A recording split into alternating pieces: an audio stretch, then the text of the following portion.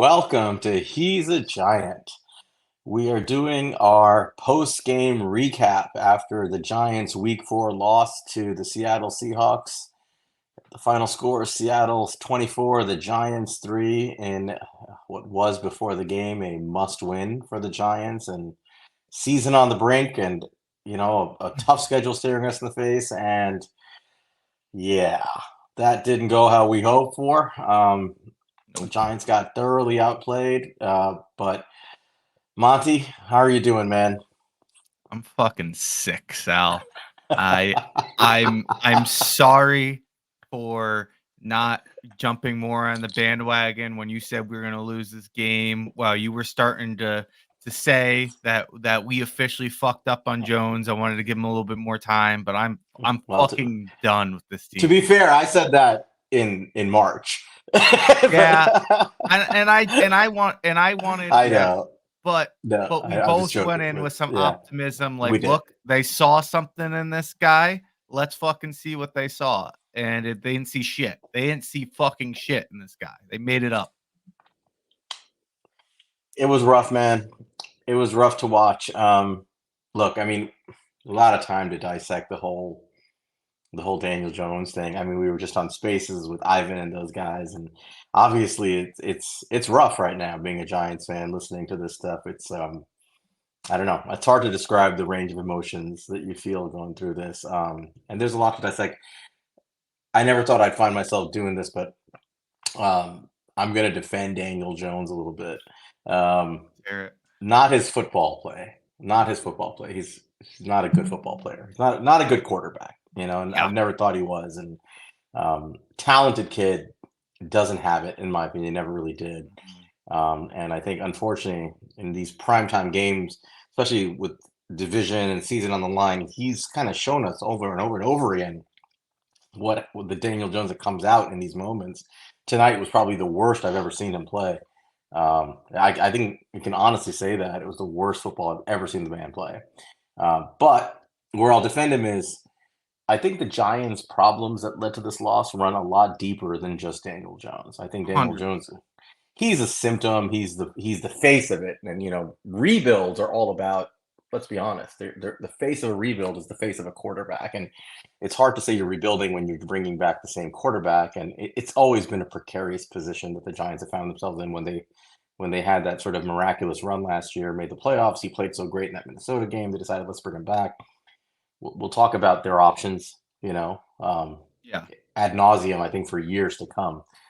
But they made the choice they made. Where I'll defend him is, I don't think he's not, like, ripping Daniel Jones off this team is not going to fix what ails this team. It's going to fix a Yeah. lot of what ails this team if you can replace him with a good young quarterback that they can build around, and hopefully has the ability to play better. That's the bottom line. But there's a deeper rooted issue here, which is this team is in bad need of a rebuild.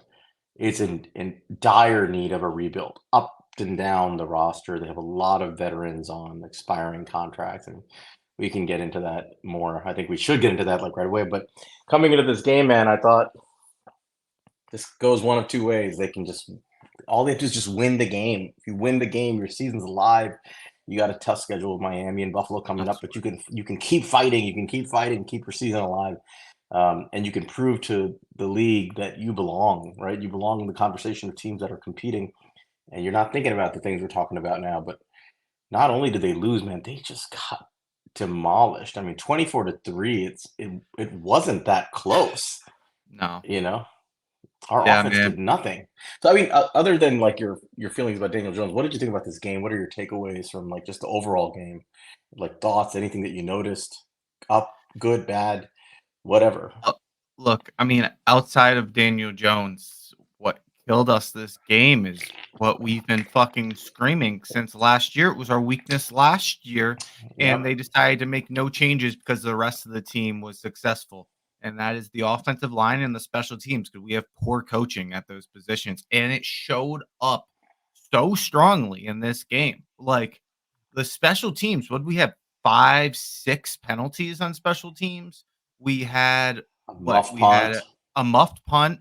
We had a fucking there is a great fucking punt by the Scottish Hammer that if our gunners track it and down it, we down them inside the 3. Instead, we let it bounce right inside the end zone, and that's something we've done time after time. I don't know what Thomas McGahee is coaching these people. It's not fucking football because they don't know what they're doing out here. I'm tired of hearing excuses like, "Oh, well, our roster is weak, so, that's why our special team's bad." No, our special teams doesn't know what the fuck they're doing, and it couldn't have been more clear today. It made it so obvious that they didn't know what they were doing with all those penalties. And then it comes to Bobby Johnson with their offensive line. Our offensive line, we were talking about this today earlier in spaces where look, I mean, like all the credit into the world, and he deserves all of it to CJ Stroud. He is playing down with bad offensive line play, really not like star wide receivers, and he's getting it done. But you know what?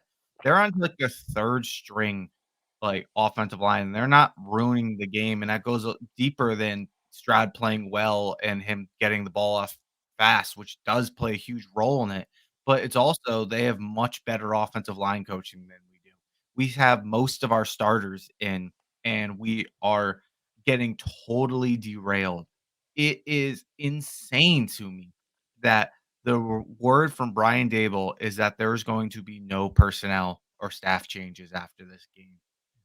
Bobby Johnson and Thomas McGahee shouldn't have came back this year. The fact that they have a long enough leash to survive this game with what they did is fucking criminal. And I love Brian Dable, and I'm not like calling for his name by any means, but that is the biggest indictment that I've had on Brian Dable since he's taken over the job. If he is just going to let both those guys get away with that in what is now essentially a lost season. Yeah, there's no defending it. Backing up to the special teams, there was also a play. It was weird. They took Eric Gray off punt returns after the muff punt and put a Dory in there, and he just fair caught, which I was like, thank God. Like that's all you really need to do. Just get under the ball and fair catch it. Like I've always been I've always been a people talk about special teams. My argument about special teams, at least on the return game, has always been this is easy. Get under the ball and fair catch it, and if it's inside the 5 or inside the 10, just let it drop, and let Yeah. it try to roll into the end zone, and that's it. You don't need to risk turnover because you're more likely. I have to look at the data, but I think you're more likely to risk turnover and or injury by trying to make a play out of nothing on special teams than you are to turn it into some massive explosive play that leads to points. I think it's overblown what people try to create out of punt returns. Um, but after removing Eric Gray, got to wonder what Eric Gray really does on this team at this point. But after removing him from punt returns, he put him on a kick return. I don't know if you saw that, but he took a kick return Oh my and god, that was I and he forgot ran it about that. and he ran it out and he Oh, barely got to the 20. And you got to like, he's a rookie. He didn't return kicks. So our friend Nunu, shout out Nunu. She's a big Oklahoma fan. I asked Nunu and half I'm like, what is Eric Gray doing? And she's like, he never did any kick returns in no, he college. They have didn't. him doing this here. And I'm thinking to myself, okay, he's a rookie. He's never returned kicks before. At the very minimum, you got to let him know. And this is a coaching thing. Here's the rule. Like, there's got to be simple rules. If the Yeah, ball's yeah, inside a not certain kick. yard line, you just, even if it's outside of the end zone, the new rule is you can just down it, take a fair catch it, and you get it at the Yes, 25. I mean, this is a he freebie. It's like just take 25 yards. Just take it. The NFL he does not want you beast to risk moded to it. get to the 20. He had a Right. great run to get to the 20. Right. To lose 5 yards. So Yes, it's he should have lost 10. there's something really, really wrong with how they're prepared for this game. Um, and people said, it's the players, it's not the coaches. Like, no, that's the coaches. That is 100%. Like, if you're well coached and it's hammered into you that, hey, this is where I'm standing and here's where the ball's coming, here's what I'm going to do. You do what your coach taught you to do. You don't just sit there and I'll just figure this shit out when the ball comes to me. Like that's not how it's supposed to work. So I don't know. Like it's a poorly coached unit. Special teams is terrible. I don't know what else there is to say about I that. I don't know how McGahee survives. I don't know how we went from Tom Quinn to Thomas McGahee. I have criminal. no idea what we did to I deserve this, but he's got to go at some point. I I don't think I'm overreacting when I say this. When I say Thomas McGay, he is one of the worst coaches in the entire NFL. He really might be. Like, he is one of the worst coaches, and I think that was on display tonight. It's really hard to get noticed as being a bad special teams coordinator and that's why he keeps scooting by, and we're saying like, no, this guy's bad. It's like, oh, it's execution. And then tonight was like, look, Yeah, no, he's bad. It finally boiled up. You fucking saw it. right. He is a bad fucking coach. Yeah. And on the offensive line side, I know what Brian Dable said about tonight. I don't know what else What'd he's he supposed say? to say. Oh, well, about like there's going to be no personnel Oh changes in yeah, the yeah. coaching staff. I don't know the context of that. I just heard that in passing as we were leaving spaces. I went and had to confirm it because I didn't fucking believe it, but he said it. But the question is like, I guess he must have been directly asked that question. I'm sure. And I Yeah. guess if you think about it in context, your team just had an awful loss. You yourself were having a rough night. He was caught on film. We should probably get into that in his interactions with Daniel Jones, but Yeah. coming fresh off a horrible loss, you get asked about like, are you going to fire coaches? Like, what's he going to say? Like I mean, I think But on the other side, Mike Tomlin just said after their game was like, "There's gonna be changes." Mike Like Mike coaches do it, and he's a veteran in this Mike league. Mike Tomlin is a seasoned head coach. Yeah, He's a veteran in this game. I mean, as much as I love Brian Dable, and I still love him, I haven't given up on Brian Dable. Um, I he's haven't uh, either. he's a young coach. He really is a young head coach still, and I think I'm not going to make too much of that. I will say from the I hope he's fundamental. lying. Yeah, exactly. So again, I think the biggest reason to make an argument to get rid of Bobby Johnson at this point is not just like tonight or how they played or their lack of preparation and their lack of cohesiveness and all the things that have Yeah, led to that's this. more McGahee. That's yeah. I think I think the biggest argument, and you and I have made this, is if we're staring down the barrel of a lost season, which is what we're really staring down the barrel of at this Yep. point. Um, the priorities shift immediately towards rebuilding and making sure you're priming yourself for future success. We've invested a significant amount of draft capital into the players that are currently on the offensive line. We've talked about this. Andrew Thomas, fourth overall pick, all pro left tackle. Hurt right now, but still fourth overall pick. Evan Neal, seventh overall pick. He's our right tackle. He's only in his second year. Josh Azudu, 67th overall pick. What position is he playing? Is he a tackle? Is he a guard? We got to figure Not a that out. fucking left tackle, that's for sure. Well, yeah. Marcus McKeithen, I mean, say what you want, his fifth round pick. Fifth round picks generally get some playing time. You got to figure out what you got in the guy. He didn't look good tonight, but you got to figure out what you have in him. We traded a fourth round pick to get Ben Bredesen, right? We traded the 57th overall and John Michael Schmitz, who got hurt tonight. But you need to find out what these guys are and get them to their top capabilities. You're not going to get there with Bobby Johnson. By the No. end of this season, you need to know what you have in Josh Azudu. You need to know what you have in Evan Neal. You need to know what you have in Marcus McKeithen. It is essential to have answers to these questions, Joe Shane.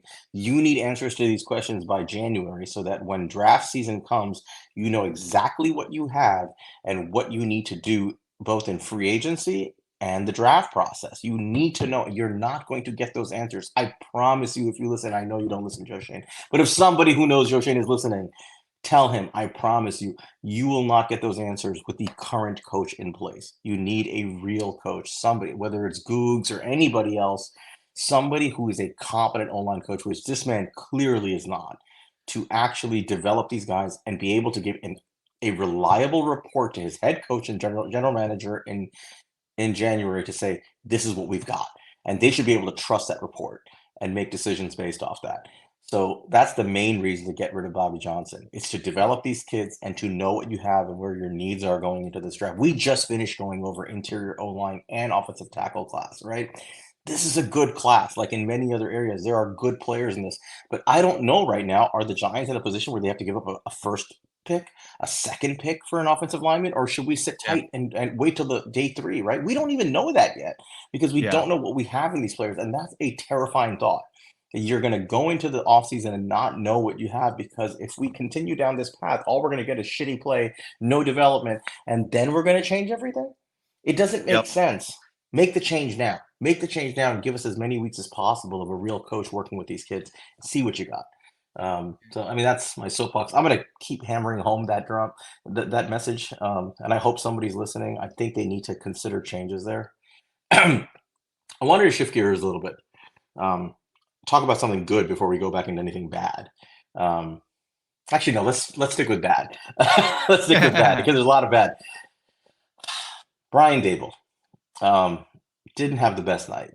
I No. thought, you know, going for it on that first drive, on the 4th and 1, um, I understand, like, Analytics uh, tell you to go for that one, to be fair, but I get it. still break it down. I get it. But this is a game in real football context where you're playing a team that you should be evenly matched against. You're at home. Personally, and I'll say the same thing about Pete Carroll, who did the same thing in the third quarter to start the third quarter. Take the points. Take the points. Put your team on the board. Say you had a good drive. I'm going to reward you with 3 points. Give our defense a chance to get us back on the field, which they did. The defense played out of their mind.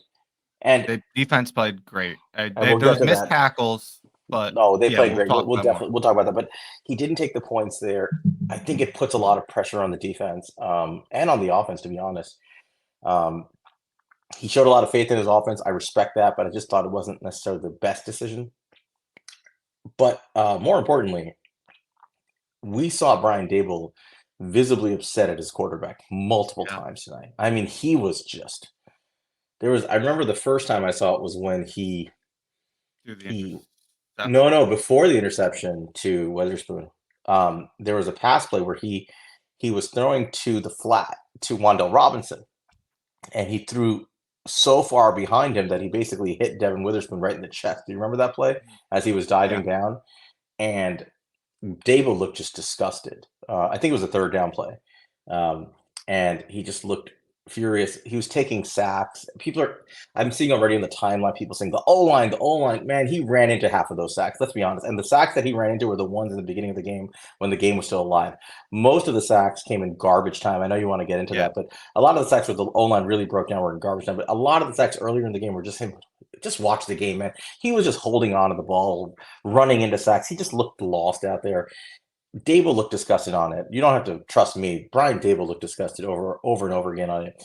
But when he threw the pick six for all of that crap play, Pete Carroll goes for it on his 4th and 1 to start the third quarter after a good drive. Where if they kick the field goal, they're up 17-3, and for all intents and purposes, the game's over. Really, the way we were playing, he decides to go for it. He misses. They didn't get the first down. We give him the ball right back, and they miss a field goal on the next drive. So 2 straight drives where they basically gave the Giants field position and they didn't get points. We finally drive the ball down. I'm forgetting what down it was because I'm trying to block it out of my head. But was it first down on the I wanna say interception? it Or was first. I wanna yeah, say I it mean was. I could be wrong. on like the 2 yard line or 3 yard, whatever it was. Yeah, I It think was, it or maybe was. I think it was a little further, but I think it was like it was in goal, but it was first and goal. yeah, You know, you call a pass play. I have to see the breakdown, but he's got a clean pocket, Daniel Jones. He's got Darren Waller, who we traded the number 100 overall pick for and extended his contract, well, at least spaced out his dollars, to get him on this team. mhm, Wide open in the back of the end zone. He's 6'7". He's here for this play. And Daniel Jones he either doesn't see him, doesn't look at him. He locks in on Paris Campbell with Weatherspoon on that side. Weatherspoon, who was terrorizing him all night, a rookie, locks into him, cocks back to throw. Witherspoon breaks on the ball, and he actually threw the ball behind Campbell. Like, I think Witherspoon was shocked by how quickly the ball got to him because I think he was trying to break on Campbell and break inside. The ball mhm. came right at Witherspoon, who was thrown way behind Campbell, catches it at the 3 and just takes off for the pick six for a 97-yard pick six. I mean, that's where the game broke, and obviously it was a disgusting play. I mean, that was 1000% Daniel Jones just having a complete meltdown and destroying the game. After the game, Yep. after the play, you see Dable like come up to him and kind of disgusted, trying to talk to him, and Jones just kind of Yeah, like, walks what the away. Then fuck? Yeah. yeah, and then when Jones walks away from him, sits down. Then you see them arguing later, like showing. I think it was Dable trying to show him the play on the tablet, He's and probably pointing to fucking Waller. yeah, like he's right there. Like, why do you think we fucking have him, right? And just Yeah. kind of like, I don't think he was throwing it at Jones, but he was just so disgusted he just like tossed the tablet, and it was a Yeah, he bad just look, threw it, man. like, back at him, like, not necessarily at trying to, like, hit him with it, but just No, throwing it, no, like but he was disgusted, and I think yeah, his frustration was clear. it's a bad sign, man. Like, I get it. You're the head coach. Like, it's a bad sign. What is it? Where do you go from here? Like, I don't know how you interpreted that. I have to process it. But what are your thoughts on it? Yeah, man. It's a I appreciate Dable holding Jones accountable. He did it last year too, but it is a trickier thing when you pay the dude. When he was on a final year and you hold him accountable, it's like, hey, you want a fucking job, figure it out. But right now, it's like, bro, we paid you. You're making us look bad. Like, Mhm. you got to figure this the fuck out for the team. And he's mad. He's mad at himself. He's mad at Jones. I think it's tough, man. He was clearly frustrated with how this game went. And also to be clear, I actually just went and looked it up. It was second and goal, and it was on the 5 yard line. At the 5, okay. Yeah. I mean, that was a touchdown. Let's be real. That was a touchdown to Yep. Waller if he throws it to him. The momentum had swung back pretty firmly to the Giants. They put that ball in the end zone as they should, and the score is 14-10, or Yep. 11 if they go for 2, It was a and total swing of the game. It was yeah, I mean, that I'll was I'll take it a all the step momentum further. was on our side. We win that football game if he I makes think that so pass too. I because the think so momentum too, was and it was swinging. You're over right. after that. Yeah, it had the feel of one of those games where like the team that was dominating didn't put the other team away, gave them chances. All of a sudden, the momentum suddenly swung, and then that team took off. Right? It felt like that was about to happen. Yep. And to be really blunt, Daniel Jones robbed the Giants of that tonight. He said, "Nope, I'm going to throw a pick six instead." For I don't know what reason, he locked in on Campbell and made an awful throw, but that's what happened. And speaking of momentum, like I agree with you. I think if we make that, I think it goes the other. I think we start going, and I think we win this game. But on the other side, I know a lot of people, and probably people are listening right now are pointing to it. Oh, you're being unfair with Daniel Jones. He got sacked 11 times, which is an indictment on this offensive line and Bobby Johnson. 10 But times. One time it's was 10. Paris Campbell. Yeah. Yeah, But And then, momentum swung after that interception. And guess big what? time. After that interception, when the game was clearly over, 5 of those sacks were after that. When the game was Yep, over, he got sacked 5 on 3 drives. He was getting killed, and the defense wasn't playing well, and the offensive line wasn't playing well, and Daniel yep. Jones was getting killed. Everybody's bad. Everything was bad. Everything Everything fell got apart. worse. Yeah, Look, was the offensive line good this game? No. But was there plays to be had? Yes. And I don't want to hear if you want to bring excuses and bring up examples where Daniel Jones didn't have time, that's fine. Let's talk. But do not fucking say 10, 11 sacks to me. Don't say it it's irrelevant. It was garbage time fucking sacks. And you can criticize the offensive line all you want because they fucking deserve every goddamn bit of it, but the game was over. That's yeah. the extra 5 sacks are not why we lost that game. No, and if you want to take it out on the offensive line, take it out on the offensive line coach, who Yeah. has his guys ill prepared. I think that's where you want to make it a meaningful and impactful criticism and change. It's not the individual players necessarily. I think when a unit plays that badly, that's it. But in this particular game, that had nothing to do with why we lost the game. I want to repeat, the offensive line is not why we lost this game. Not at all. We lost this game because our quarterback lost us this game. Period. That's the bottom line. Our quarterback single-handedly cost us 14 points, directly gave 14 points to the opposition when we should have had at least 7. Um, it was a 21 because the fumble inside our own red zone, I believe, inside the red zone that led to a touchdown, and then the pick six. That's 14 points right there. Um, Yeah.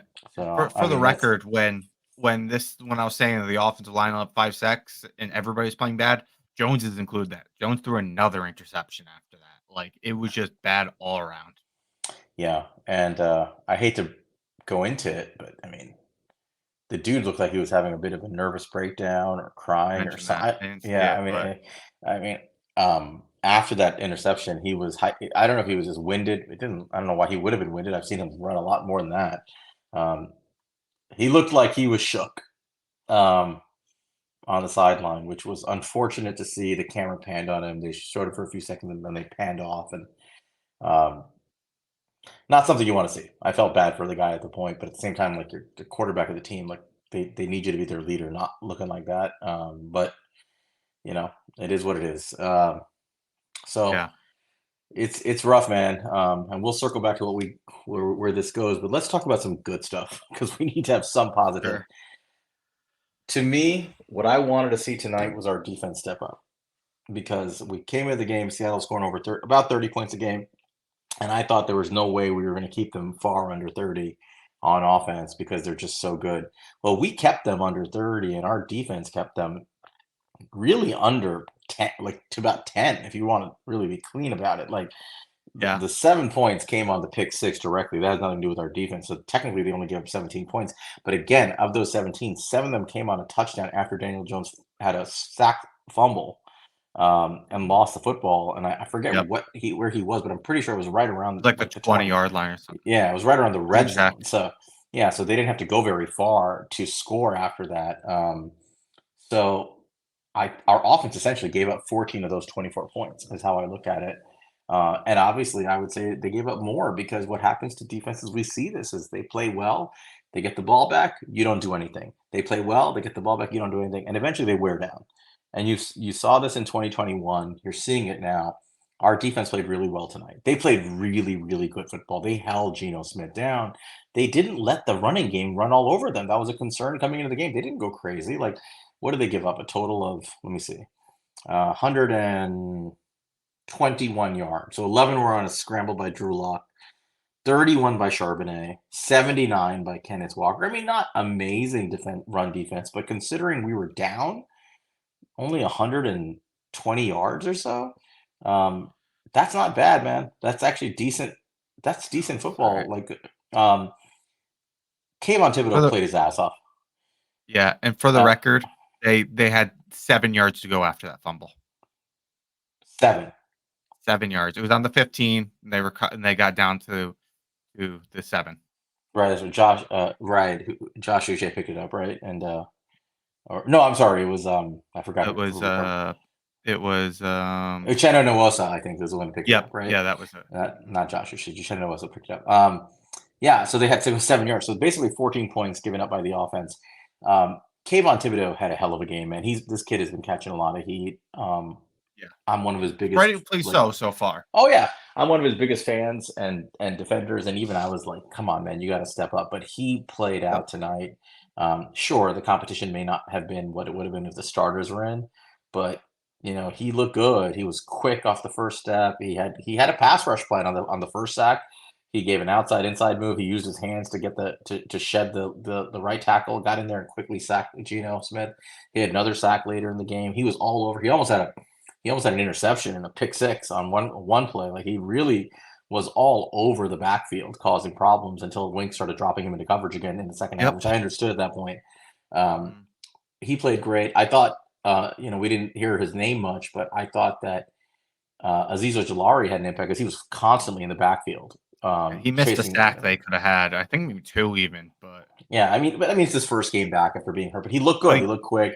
he's gonna Yeah, have QB pressures, QB hits, QB hurries, that exactly. type of stuff, and Dexter Lawrence, what can you say? The man was he was dominating up front all night. He was pushing that line backwards the whole damn night. he He was did pushing your everything he boy. could. He was pushing Olu. Eh, He yeah. was bullying Olu. But welcome to the Yeah. NFL, Olu. Imagine having to come into your first freaking game as a center and you've got At Dexter Lawrence halftime. during it. Yeah, at halftime. Here, go block Dexter Lawrence. But even Leonard Williams, like he got that crazy penalty for unnecessary roughness, but unsportsmanlike conduct, I guess. I think that was a frustration penalty, but I thought he played well. I thought they were winning up front, man. They were getting pressure. I have to look at the numbers, but these guys played well. Our linebackers look good. Bobby Okereke played the Micah McFadden role today, where he was flying into the backfield and tackling guys, and Yep. they weren't missing a lot of tackles. Then towards like the second half, when the team started wearing down, you started seeing a lot more of those missed tackles start to mount up. It almost looked like they were tired at that point. Deontay Banks was playing man on freaking DK Metcalf the whole Yeah. game. I was about to say, we're gonna look at the PFF numbers tomorrow, and They'll look Deontay bad. Banks is not gonna look good. But Deontay Banks, for a rookie, held He did up good, man. with like every single one of those catches he could have broken up. Like he was there. DK beat him. Shout out DK Metcalf, one of the It's best wide DK receivers Metcalf. in the NFL. Yeah.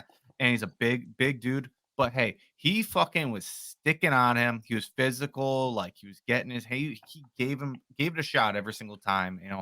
Hey man, I shout out Deontay Banks. today is a game that Deontay Banks can hold his head up high, look back at the film, learn from it, and be like, I went toe to toe with DK Metcalf and I battled him for 4 quarters as a Yep. rookie. And DK Metcalf's probably if they ever ask him like about how that kid was, I bet you he would say he was good. Yeah. He was He'll be like, sticky. I knew this kid was gonna be good when he was a rookie. He Yeah, came in there, he'll he was exactly fighting me.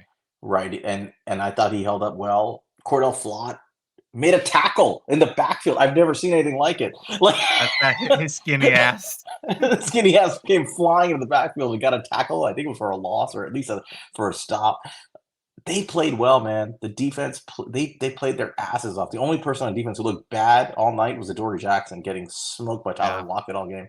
Um, I don't know if this shifting from slot to outside has screwed with him, but he's not looking good right now. Um, they should trade him. but they should get what they can for him. Um, but the defense overall as a unit did a really good job. So for those people who've been coming at Wink Martindale's head, like, listen, the man didn't get the same allocation of resources that the offense got. He's working with what he's got. I think he's doing a good job. There are definitely things he does that frustrate me too, but the defense came to play today. They try to win this game for the Giants. Offense Agreed. didn't cooperate. Look, like our special teams was the worst it's been in years this game. Our quarterback wasn't getting it done. And we went to half with a shot. And we went to half really because of that fumble where it shouldn't even have been that big of a difference. It should have been 7-3 going to half. And It was a 7-3 game, really. They only gave up one real touchdown, one legitimate yeah. touchdown to the offense and going into halftime. And Yeah, you're right. I'll I'll say like I understand where fans are coming from, where one frustration. I'm just as frustrated with them. Where they're turning on Wink though because of missed tackles. Look, you don't fire an NFL defensive coordinator over fucking missed tackles. Like Yeah. I'm frustrated just as much as anybody, and there's a lot of issues going on, and there's probably an effort issue. I'm sure there's some coaching aspect. These guys know how to tackle. You learn. I think Carl Banks was talking about that. Like if you're gonna blame the coaches for tackling, it goes back to Pee Wee, it goes back to high school, it goes back to college, all the way up to the NFL. If these guys don't know how to tackle, like don't get me wrong, it something is off and it needs to be fixed. And if our defense is struggling and also can't tackle, sure, fucking like that might be a nail in the coffin. But you don't fucking fire a defensive coordinator because your team's not tackling. That doesn't fall on him as much as people are making it out to be. Yeah, no, I agree. I think it's been really overblown. But in any case, the defense played well. That's the bottom line. In my opinion, they held up well against a really high powered offense, man. This The was a tough top task. five scoring offense in the Right. yep. They did their job. The defense did their job. The offense didn't show up. And kind of bringing this full circle, where do we go from here? What do we do? What you're going to go to sleep on? You're going to sleep on this. You're going to wake up tomorrow. You're Joe Shane. You're Brian Dable. What are your priorities starting tomorrow morning? Yeah, man. I mean, I think one thing we've already kind of hammered home, the two guys we got to look at tomorrow morning is Thomas McGahee and Bobby Johnson. And I mean, Thomas McGahee has deserved to be fired for a long time, and his job tonight just hammers that home.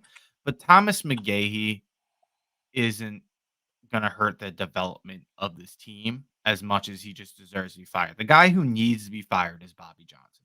Bobby Johnson is hurting the development of our players. I mean, we talked about it last week. We've talked about it on Spaces. We've tweeted about it. There's a ton of examples of this. I mean, you can talk about Evan Neal, who it looks worse than he looked at Alabama. He doesn't look any better, potentially worse than like week one when he started. There's been no improvement. No. There you can point to any of the rookies that they or second year guys who they put uh investments into. I mean, even John Michael Smith, who get me wrong, who got hurt, unfortunately. I think he's looked decent, but I'm gonna put some stock into that. He's been the bottom ranked center according to PFF 2 weeks now out of the three. Like look, I think he's looked all right, but there's something wrong on a play to play, and that they're giving him negative plays, and I think I can point that to Bobby Johnson. Then lastly, like I mentioned it, Mark Golinsky is here because of Bobby Johnson. He coached him in Indianapolis, and Joe Shane said as much that, look, we bring in guys who our coaches have connections to. And we brought in Mark Golinsky because of Bobby Johnson, and he isn't even starting anymore. So, like, look, man, There's something going on there with that Glowinski angle. yeah, There there's was something weird. there was a comment by Bobby Johnson in the coaches interviews on Friday about it, and he alluded to something where there was a decision that had involved him and Brian Dable and Joe Shane regarding Mark Glowinski. Mhm. I mean, I think it's more than he's just not playing well. There's something else happening there. I've heard rumors. I don't want to necessarily speculate on the Yeah, rumors, I've heard but them too. it sounds like there's something happening behind the scenes with him, maybe not getting on the field, not necessarily just because he's not playing well, but there are other reasons. Um, Again, whatever it is, you invested money and cap allocation into this guy that you could have put elsewhere because Bobby Johnson presumably wanted him. You can't keep doing this. Like, this is not working. I think where I differ from people who want to always put everything on the offensive line is I don't think you need to have a perfect offensive line, perfect receiver core. I don't think you need to have all those things sorted out very neatly to make assessments at other positions such as quarterback. I think you can gauge quarterback play pretty cleanly when you have enough, like anything else, when you have enough of a sample, you can start to make assessments, right? Because when you have a large enough sample size, random occurrences that can affect and cause error and bias start getting mitigated. And the larger the sample size, the more reliable the result of that sample is. We now have 4 years and 4 weeks or so of sample size from Daniel Jones as quarterback of the Giants. And other than a brief period last year where he really did play his best football in terms of efficiency, Yeah, got he's hot. large. Other than that, he's basically been, by most conventional and advanced stat metrics, a bottom 10 quarterback in the NFL. Bottom tier. We're talking somewhere ranked in like the 23 to 30 range in almost every advanced metric and most other metrics. Yes, his rookie year, he was definitely a different human being. He was slinging the ball more, obviously had a lot more touchdowns, a lot more interceptions too, a lot more turnovers. But like, even that year, there were a lot of metrics that pointed to this being maybe not sustainable, not the best quarterback efficiency. But the collective body of work over 4 years is disappointing. It's one that paints the picture of a guy who, when you compare him to historical players, usually somebody who's not on a team on a second contract, often out of the league within 5 years, certainly at a backup level. They got him this year, man, and they got him next year for a monstrous cap hit. You got to But eat 50 million and then take a dead cap hit and you afterwards. know what? You do what you got to do. Yep. Um, I've reached a point. I was always of this mindset anyway. We'll get to the quarterback class, but you and I both talked about how strong this quarterback class is, both in terms of high end Very talent, strong. but also in terms of just like really good talent. Maybe not like top guys, but guys who like are NFL caliber starting quarterbacks. And if you put them with the right coach, they're going to be guys who can win you a lot of football games. Let's put it this way, there's 2 quarterbacks who would have been taken number 1 last year, and I'd say the strength of this class is the depth, not the top end talent. Exactly. The Giants need to draft a quarterback this year, and they cannot wait until day three to do it. In my opinion, you can't risk this. If you're not going to take a quarter, we'll see where they land with the draft process when season's done. When the dust settles, you'll see where you are, right? Yep. That'll sort itself out, and how Daniel Jones plays from now at the end of the season. But I think when you've already got a quarter of the season down, with the season largely on the brink of collapse, barring an absolute miracle the rest of the way, which I really don't see happening at this point, um, and you have the other 4 years of evidence, at bare minimum, you want to improve the quality of our quarterback room. If for no other reason than competition, you need to get a guy who's a starting caliber NFL quarterback in this draft to put in that quarterback room. Because look, if you're wrong about Jones, if I'm wrong, if what our eyes are telling us are wrong, and he really does become and magically snaps his fingers and becomes that top 10 type guy that they paid him to basically be, and they thought he could probably become. If he becomes that kind of player, the worst that can happen if you draft a kid who has the potential to beat him out is you now have two high end quarterbacks, and at minimum, you could trade one for assets, right? That's the worst that could happen in a situation like that. But the worst case scenario, if you don't go all in for a quarterback in the first couple of rounds in next year's class, the worst case scenario is you miss out on a quarterback from a strong class because you're stuck on what you got, and what you got doesn't pan out. And then you're really stuck because, as far as I can tell, the 2025 quarterback class is nothing like the 2024 quarterback class coming out. And No. if you go through all of this and you come out at the other end of the 2024 season saying, "Shit, we don't have a quarterback now," you've missed a golden opportunity to add quality to the room. It's people make this like an all or nothing. You got to hit on an elite franchise quarterback, or you don't touch a quarterback. It's such a, in my opinion, respectfully, such a stupid way to look at it. Why don't we just use quarterback like every other position? Add quality when you can, right? Mm. There's no They're the perfect quarterback solution. factory. Yeah, just add quality. If you see a guy who's good, take him, right? Mhm. Put him in your quarterback room, develop him. If you I have a ha guy who's good, that shouldn't stop you from taking one who's really good. I hate to give them credit, but they deserve it, is that's what Philadelphia does. Philadelphia has been doing that for 2 decades. They, They've they take a gotten quarterback guys every like year. they've gotten Kevin Cobb, who they turned into Dominique Rodgers-Cromartie. They got, Nick Foles, who they turned into Sam Bradford. They got Sam Bradford, who they turned into a first round pick. They got Michael Vick, so they could move off on from Don McNabb and turn him to a second round pick. They got Carson Wentz, who they turned into a first round pick. They have Jalen Hurts, who is now their starting quarterback who took them to Super Bowl. Like they Yeah, constantly do it. it's smart. Quarterbacks have value in the NFL, right? They do, and they punch above their weight when they hit. And hitting is not really a high bar, believe it or not, for quarterbacks. Like if you look like you're a competent quarterback, if you come in as a backup in a game and you can put together a couple of game scoring drives and put a couple of touchdowns on the board and have a few decent games, teams are looking at you and saying, wow, I could use that guy in my room. You now have value that is above and beyond probably what the team invested in you, unless they invested a top pick on you, in which case you're not really being viewed as someone they would view as capital trade anyway. The Giants need to be in the quarterback market early in this draft class. Especially when you have good offensive coaches who have worked with high end quarterbacks and helped develop them.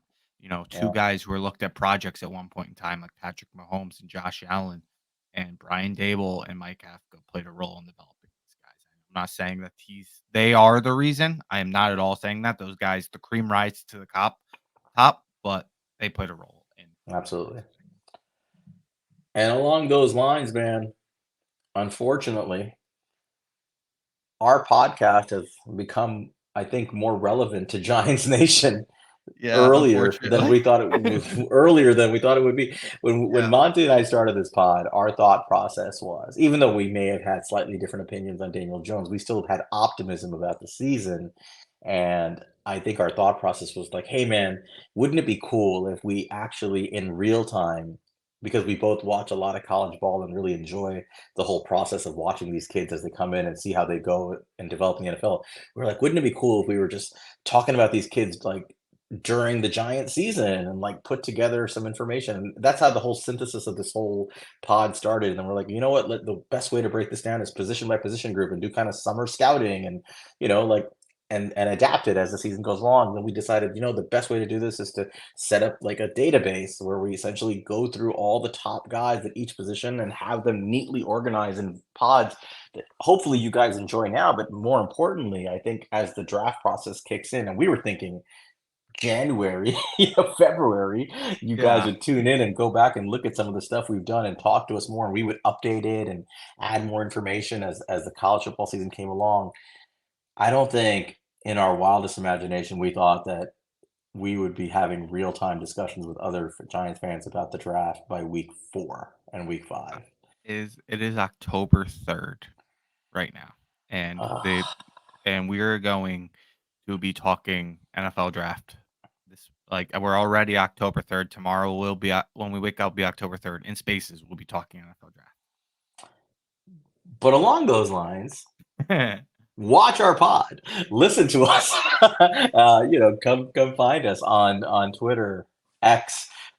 We're happy to talk about it and We're go still over the doing plays. quarterback. Still up. Gonna be We're last. quarterback. Yeah. So let me just give you guys an idea for those who haven't paid attention until just now. Um, we've done week by we try to do one every week. I may need to talk to you about one of the weeks, but that's aside. But we try to do week by week, and every week we do a position group. We've done wide receiver, then interior defensive line, then interior O line, then offensive tackle. We've done. Wait, did I miss one? No, we did edge rusher, right? Interior D Yep. line, then edge rushers, then interior O line, then offensive tackle. So we've done 5 groups, and we've broken this down by 11 position groups. So what we have remaining, off ball linebacker, which is what we're going to be doing later this week, and Running then back, running backs, tight ends, corner, corner, safeties, safety, quarterback. and quarterback. Yep. We've been saving quarterback to the very end. We're going to keep saving quarterback to the very end.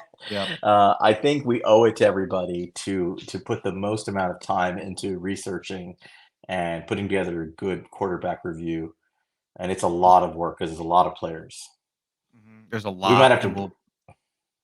yeah, part 1 and 2 maybe is a thought. We'll talk I about mean, it, but it is by far the deepest position group in this draft class in terms of yep. draftable quality prospects. It really is unbelievably deep in terms of value and prospect depth, and so we'll get there. Um, But yeah, it's a sobering thought that this is a relevant conversation on October 3rd. Um, Yep. I don't know, man. To me, the draft will come. We'll keep doing our work and reviewing these guys for all our friends in Giants Nation. Um, the draft is going to come. The process will come as it always does. There's a lot of season, a lot of football left to be played. Your goal going into the season is win a Super Bowl. If you're not going to win a Super Bowl, your goal is compete, get in the playoffs, compete for your division, fight hard. And if that looks like it's not going to happen, that's kind of where we are now. You are here, right? You're not really looking competitive in your division or your conference or for Super Bowl. Your goal has to become develop the talent you have for the future. That has to be the primary objective of this season going forward. And the Giants need to fully commit to that. I'm fully on the board with we need to make some coaching changes, but we also need to trade these veterans. We need to trade the veterans that are on expiring contracts, in my opinion, as soon as possible because I want those draft picks, man. I know we've talked about like, well, you can get comp picks for some of them and you have to calculate that. I'm at a point where I don't want to risk it anymore. Guys will get hurt and we'll lose out on them. I get it. I think I I think we should be shopping now, and we should be shopping up to the combine or up to the trade deadline. And when we find a deal that we like, you pull the trigger on it. Yeah, that's what I And mean.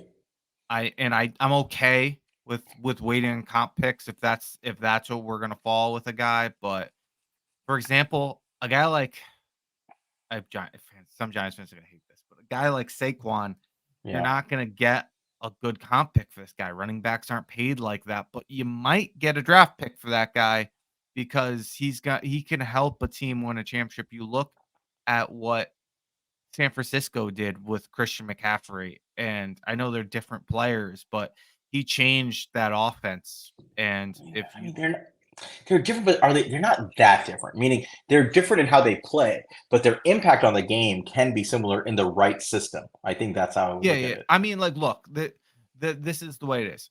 The rushing yards that they put up is somewhat similar. They found a Oh way yeah, by committee where they had great guys and a great scheme, but the impact Christian McCaffrey has on that game is felt by the other team. And I think that's what people argue with Saquon a lot. And that's the thing. When you have an elite running back, that's the difference for a contender. It's not the difference for a team that's, just Uh, fighting to get by. right. No, I think Saquon Barkley is somebody that He um, deserves to be on a contender, to be honest. Like, as soon as he's I don't know what his health status is. I don't know whether this is a true high ankle sprain. It sounds like it is. I don't know if he looks good. If he's healthy enough to play, um, I would play him. I'd showcase him, and if he looks good, I would field offers. And I mean, obviously, you want to try to get at least a fourth round pick for him. Um, ideally, it's gonna piss people off Got that we're some saying time. this, but you got some time. That's a guy you want to trade.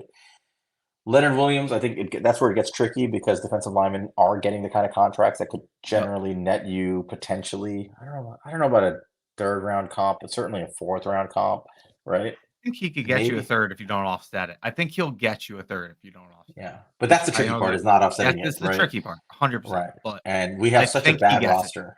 But we have such a bad roster that Yeah. you might want to offset it with some sort of quality addition somewhere, maybe on the interior line. I don't know, like somewhere. You want to at least leave that door open.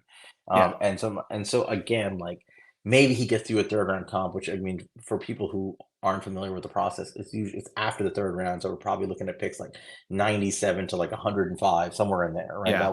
That's somewhere where he would Something get you. about That's that. sort of Yeah.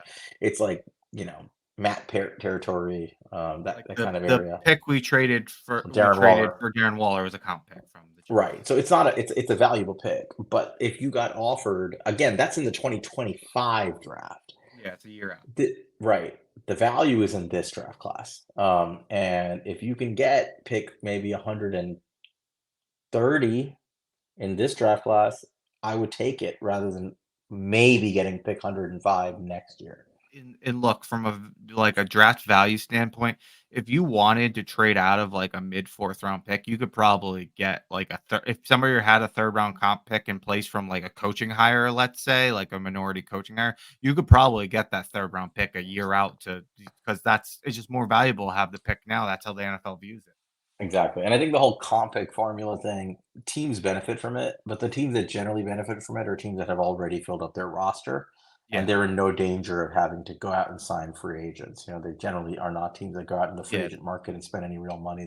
They pick up guys in their cut, they make trades. That Like we're not the there yet. Patriots, the Ravens, things like Yeah, but we're not they there as a were Patriots roster the yet. past. Right. That's my point. We're not there as a roster yet. We need to No, get the players in the building now that we start developing. So I personally am of the mindset that you trade Leo, you trade Adoree, you trade Saquon. If you're not going to pay Xavier McKinney, if he's not part of your future and you're not certain of it, you trade him while you can. yep. I think he could get you a third round pick, certainly. Um,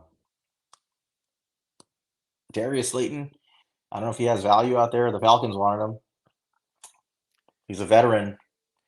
Um, I'll say the name Darren Waller. yeah. I mean, look, if you're rebuilding, what value is Darren Waller to I'm your not team? yeah, look, I'm not trying to ship him out of here, but I'll No, it's not listen. that. You have Listen, time to do it, but I'll listen. exactly. Look, if you're He hasn't made the rebuilding, impact we hoped he'd make. and that's not on him, by the way. If you're rebuilding, you're rebuilding. And these are the kind of decisions you make. The moves the Giants have made to try to position themselves to compete this year, the best thing you could have said, and you always made this argument to me, was they didn't make any moves that they couldn't come off of within a year or two. Mhm. And that is true. Not a But single one. But the flip side of that, man, is when it looks like when it looks like you have to rebuild, you got to come off those decisions. You got to be willing Yep, to pivot, and you got to be able to take away all prior prejudice and say everybody is for sale. That is not part of the future of this team. The future of the team is not just 2024. We're talking 2025, 2026, and beyond.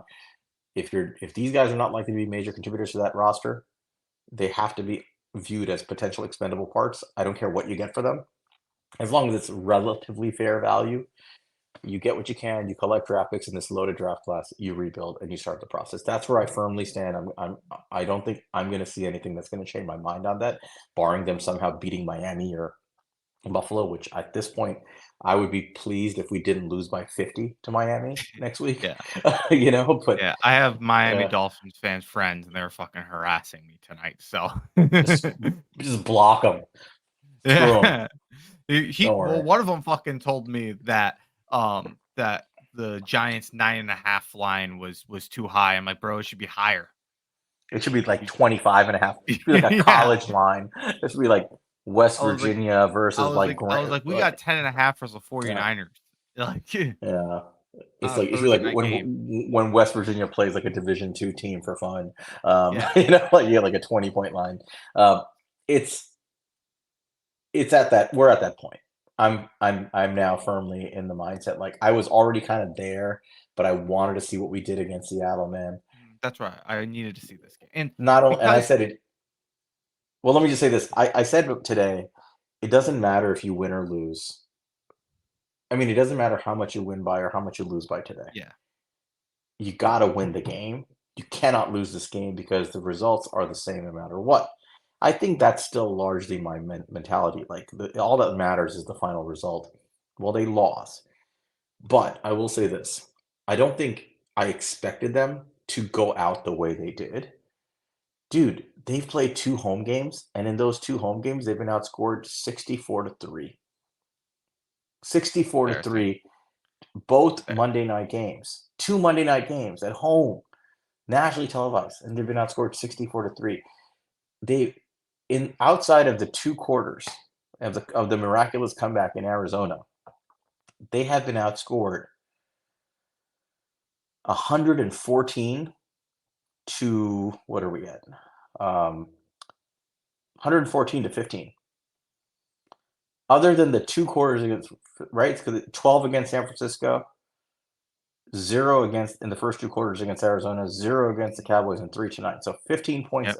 for and 114 points against, man. 114 points against. 104, almost 100 points we've been outscored by outside of the last two quarters of the Arizona game. This team is not a good football team. They don't deserve to be believed in to the point where it is going to lead to decisions that are to the detriment of the future of this organization. It is time to tear this thing down and rebuild properly. Yep. It's bad, man. I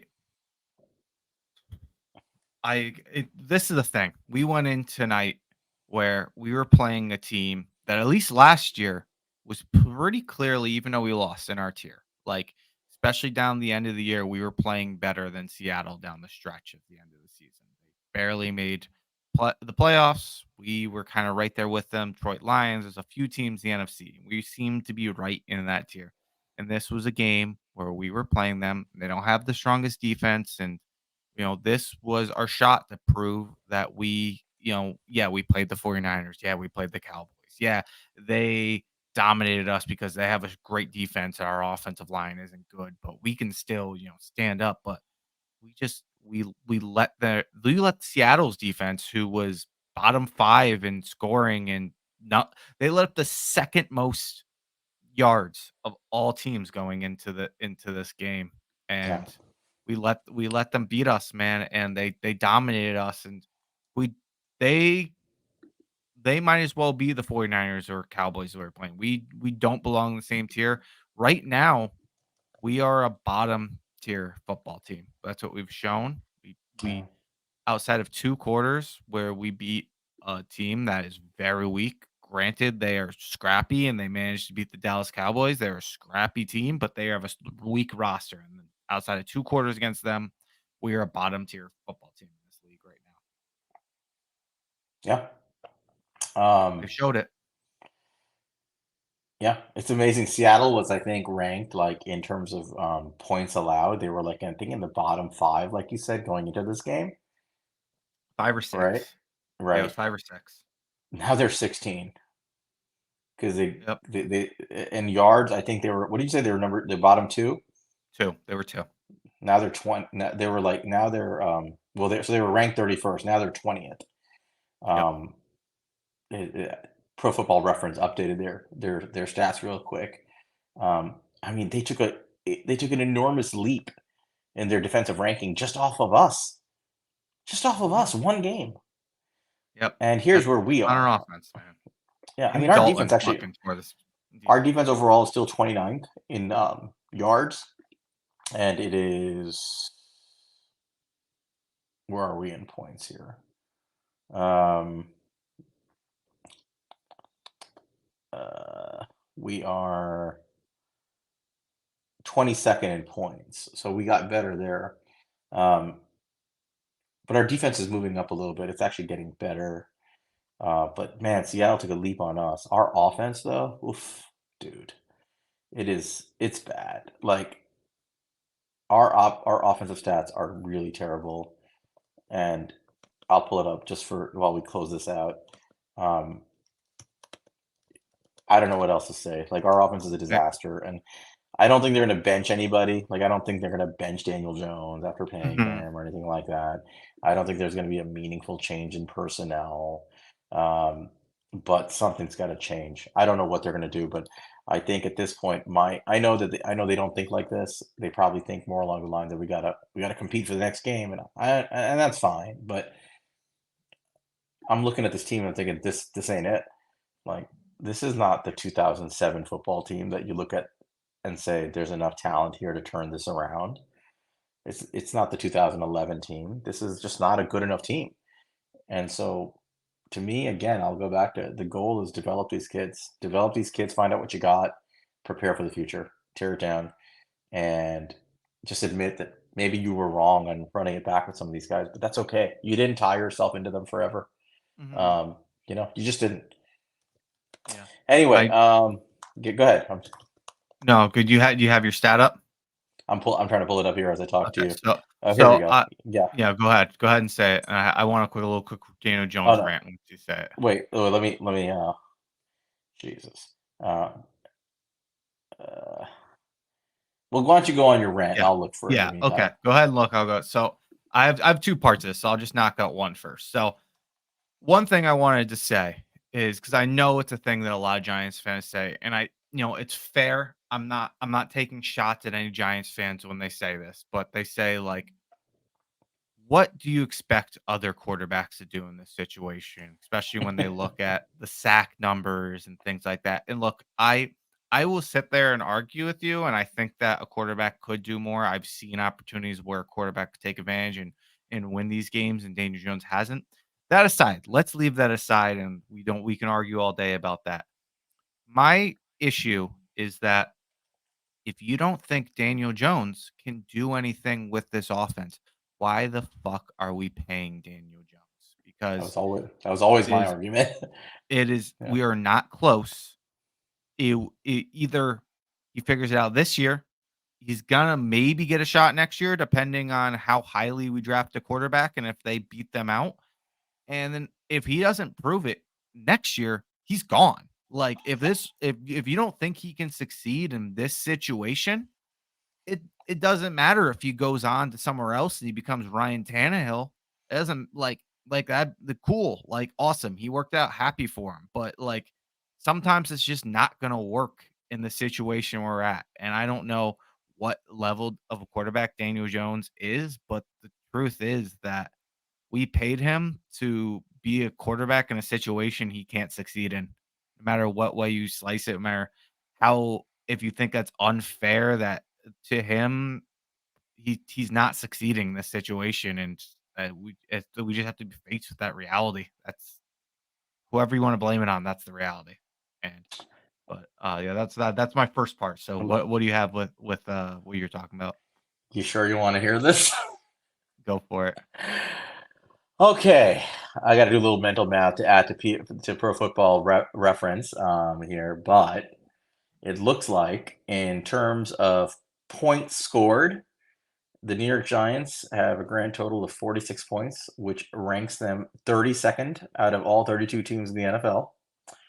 In terms of total yards on offense, the New York Giants have 1,008 yards, which ranks them 31st, ahead of only the Cincinnati Bengals. That's another shit show going on over there with Joe Burrow hurt. Let's look at passing yards. I'm going to pull that up. The Giants they were at Which 620. Go ahead. real quick, yeah, Yeah. like Joe Burrow hurt just shows how good of a quarterback who's playing an elite level healthy can do with the team. The offensive line should derail him, but he's an elite quarterback and has played beyond that. And now that he's hurt, he can't. But he has shown in that situation he has played beyond it. That's what quarterbacks can do at times. Just So in terms of passing yards, we're a little bit better. I have to go back and check this, but I think the Giants are at. Let me see. Did they put all 4 games for the Giants in so far here? No, they didn't add the fourth game yet. So we were at 496 coming into the game. Jones got 203 passing yards, I believe, tonight. Um, so we're talking about 203 plus 496, so 699. That would rank us 1, 2, 3. 203, yeah. That would put us at 26 in the NFL in passing yards. Passing touchdowns, the Giants coming in had 2. They still have 2. That ranks them 32nd in the NFL. Interceptions. You got 2 more? When we came into the game, we had, what do we have? 4 coming into the game, right? Mm-hmm. And gosh, where were we? We were low. Interceptions. I don't know. I'm tired. We were 13th in the NFL with 3 interceptions coming into the game, and we have 2 more. So that puts us at, actually, we had 4 coming into the game. Sorry, and now we have 6. So that would put us at 31st in the NFL out of 32 teams, tied with the Chiefs. Hey, we tied with the Chiefs. Hey, yeah, there you go. Um, Hold your head up. there's a lot of stats I got to go through because Pro Football Reference hasn't updated everything. But the bottom line is we're the worst or one of the worst offenses in the NFL. 31 or 32 across the board. Daniel Jones stats, both in standard metrics and advanced metrics. I'll look it up when our BSDM updates their data and NGS updates their data in the next day or two. But Yep. it's going to be somewhere between 30 and 32 in Yep. the NFL and We're across the we're board in all we're a metrics. terrible team right now. We're a bad football Um, team. We're getting really bad quarterback play, getting really bad offensive line play. Just we're just getting bad offensive football. The defense was really bad, but the last 2 weeks has played better. mhm. They've shown us more signs of life. They're trending up. The offense is just dead in the water, and I don't know Yep. what else to say at this point. It's a flawed offense. It's not getting better. It's not Mike Kafka's fault. It's not Brian Dable's fault. This is not a They're gonna coaching get thing. blamed. Coaches always get blamed. Yep. But this is Coordinators specifically. yeah. But I'm going to stand up for Mike Kafka here. I'm going to stand up for Brian Dable. I don't think these men forgot how to coach football. I agree. At some point, your players have to make plays, and unfortunately, I don't think the stats are lying here. We have key players not making plays. We have a key unit not doing its job. Um, and I think the two combined between our offensive line unit being poorly coached and poorly prepared, and our quarterback playing at a bottom tier level is really conspiring to detonate our season. And I think that's the bottom line. Mhm. Yep. And the one other thing I want to say kind of loops into that is that it's disappointing because, I think Brian Dable has done a great job up, at least last year. And I think Joe Shane, for the most part, outside the Daniel Jones decision, has shown a lot of process and has really seems like he made thoughtful decisions as a GM, and we'll see what they work out. But Daniel Jones we've talked about it, was kind of an outlier decision he made there. And he's made a couple of those. You can talk about those like a Wandale Robinson, who did look very good today. They look great. But yeah, I was not a fan of that pick, but he's looked awesome. But uh, you know, Daniel Jones held this team hostage and wanted to get paid like a top quarterback. And simple as it is we're seeing now, is if the Giants said, "Look, if you want to go ahead and prove that you're worth this money, that's fine with us. Go ahead and play in a franchise tag. That's okay." And Daniel Jones would have lost a lot of fucking money if he did that. And I don't know if he's bluffing or not. I don't think he was bluffing. I think he knew that he was going to get the money at the end of the day. But um Yeah. look, I was fine We with bringing knew. Daniel Jones back. I thought that he earned the chance to see if a second year in the system with, you know, if he gave us the opportunity, an improved roster, if he could come back and be a better quarterback. If he insisted on not giving us any sort of deal where we could move around his contract, then look, bring him back, see what we can do with what we have and continue to build the team and give yourself an out. But they once they went in and they paid him, that's where we're at. And I know they were thoughtful with like how they structured that contract and gave themselves an out. They're still gonna end up paying about 60 to 70 million more than is that correct? About 60 million more than the franchise tag, yeah. Yeah, then they could have if they just franchise tagged him, and I understand that there's the aspect of it gave us more room to operate with, but, it it's you gotta take a long-term view Well, with this. you know how I felt about it.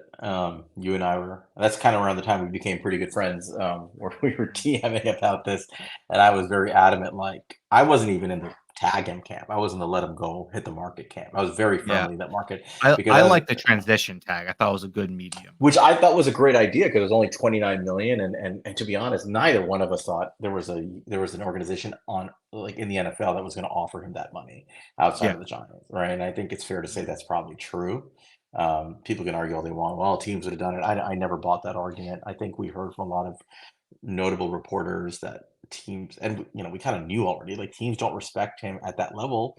They may appreciate aspects of his game, but not to that degree. I think they would have been willing to pay like a small premium above like a backup quarterback price Yeah, to I sign think him. maybe you can look at something around what Gino got, and Gino played a much better season than him. He was older. I think, 3 years, Maybe, 75,000,000 would have been I think but I don't but know if he here's would the have got thing. it, but I But think it would here's have the been thing. Where was he fair. going? Right? Like I think like he Yeah. had his best year, his only good year with Brian Dable, who everybody wants to work with as a quarterback. Let's be Yeah. honest. Like offensive players want to play with Brian Dable. They come out and say it. Like we hear guys saying, "Oh, come and play with Brian Dable." Where was he going? He wasn't going anywhere. They could have easily Yeah. just they could have just said, "Look, man, we offered you a fair deal. You said no, that's fine. Um, go test the market. Good luck. We're going to tag Saquon, and that's that." Um, or they could have just, like you said, put the transition tag on and said, "Look, it's $29 million. It's a fair deal. Take it. That's that." Um, but here's the good news. Kind of morbid good news. If they come to the conclusion that they're headed for right now, which is he's not the guy, and they've got to rebuild and tear it down anyway, what he's getting paid in 2024 is largely immaterial because you're not going to go all in on a bunch of players to make a run at it in 2024 if he's not the quarterback you think is going to make that run, right? Realistically, Yeah. like it doesn't matter at that point. Like all that extra cash is really just there for future investment in young players, and for It'd be all we nice to care, carry he's some over, but yes, but that's a sunk cost at this point, yeah. right? I mean, I agree with you. I mean, you know where I stood. I would Yeah. have let him hit the market. Uh, I mean, in my personal opinion, I think he would have hit the market, and I think I mean, people are going to find this harsh. I think he would have gotten mostly offers to be a backup quarterback. I think he would have been offered somewhere. Some team would have offered him money, but I think it would have been around the 20 to $22 million range of like, yeah. kind of like what Jordan Love just got. It would have been I something mean, around there, and that would have been it. even if he got, like, Jimmy Garoppolo to Geno Smith money, I think where the Giants were, they would have happily paid that. That would have been a Right. better deal than what they ended up signing. There was So, no universe in which I saw him coming anywhere near what he got with the Giants. yes. And the only reason he took that approach in negotiations, quite frankly, is number one, because everybody should take that kind of approach with their own negotiations. You should try to advocate for yourself and try to get what you can. But mainly because he knew that, let's be honest, he knew the Maras wanted him here. He knew that Steve Tisch wanted him here. He knew that ownership was on his side in this negotiation. I'm not spreading the conspiracy theory that like they made it happen, but I think that it Yeah, I was have no pretty idea. clear. It was pretty clear. Like they were making public comments like he's our quarterback. We think the world of him. This that. When you Yeah, they know hurt the guy writing, that. yeah, they destroyed any leverage Joe Shane might have had in negotiations, right? What you're supposed to do Including is keep your damn. himself. Shane did it himself. He said, he's our quarterback next year. You don't say things like that. You don't say things like that. You you go into the negotiation. What you say is, we had a great season. We'd love to keep Daniel around. We'd love to see if we can keep building a winner, and that's it. You just You say that. you do what you did with Saquon, but with Jones. They handled the Saquon Exactly. negotiations perfectly and then just But it's fucked hard up to the Jones. to Joe Shane's defense, still he was a rookie GM at the time. Yeah. Okay, he's learning on the fly, and his owner, his boss, is saying this shit before he has a chance to get in front of the podium. Do you remember after the Minnesota game, the quotes from John Mara and Yeah, Steve yeah, Tisch? yeah, yeah. They basically torpedoed any chance he had at negotiating with strength right off the bat. And what you think Daniel Jones doesn't know how the owners felt about him? He knew that, and he did what anybody would do. He said, "I know the guy who writes the checks wants me here. I'm going to demand every last penny. If I want to get paid and he wants to pay me, who are you in the middle to stop me?" That's the negotiating tactic he took, which is the appropriate negotiating tactic. And if Joe Shane said yes, he got his money, which is what ended up happening. If Joe Shane said no, Joe Shane was the only one holding the bag of risk. That, like, if this guy does leave, which he was never going to leave, but let's just say he left, right? And let's just say he did well somewhere else, and let's just say the Giants like pissed off the owners by doing that, and they went with a bridge quarterback who wasn't doing well, and they had the same result this year. There was some Yeah. risk, not a lot, but there was some risk to Joe It's Shane, like worth maybe mentioning. yeah, it's worth mentioning. Like, I'm sure these are all things that play into the decision making process. All that said, I don't think you should operate out of fear. I think you should do what's right for the organization at any given time. I think Joe Shane made a mistake in the way he dealt with Daniel Jones. I think he made a mistake in giving him 2 years of guaranteed money at a premium dollar figure. I think our fan base, to put it nicely, has been misguided in their allegiance to this guy. I've seen more defense of him and more rage attacks on other fans over this man than I ever saw in defense of Eli Manning, who won us 2 Super Bowls. It's bizarre to me. Um, but all that said, at the end of the day, this gets back to this. This roster needs to be rebuilt. I do trust Joe Shane to do it correctly. I do trust our coaches to get this right, but other than Bobby Johnson and Thomas McGahee. Yeah, yeah, yeah. And I do think that they've put themselves in a position where they can come off these contracts quickly and they Yep. can pivot. But the pivot is the important step. You have to do it, 100%. and you have to recognize when it's time, and you have to do it correctly. It's time. Yep. The clock Yeah, starts now. I totally agree with you. And look, like I said, we talked about that. I did bring up that you can get out of these deals, and they set it up so they can get out of Jones. I think Joe Shane made his seat warmer for no particular reason. We didn't have to. I think he took a lot of risk in signing a multi-year deal.